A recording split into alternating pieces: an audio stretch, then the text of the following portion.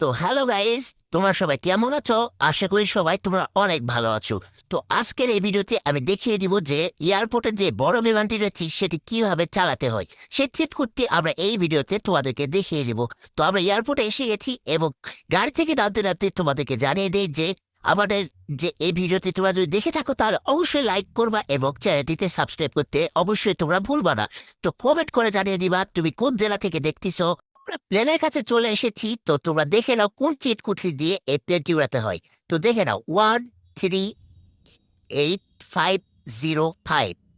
তো আমরা প্লেনে উঠে গেলাম। তোমরা দেখতেই পাচ্ছ যে প্লেনটিতে উঠতে আমরা সক্ষম হয়েছি। তো এখন আমরা রানওয়ে থেকে প্লেনটি উড়াবো।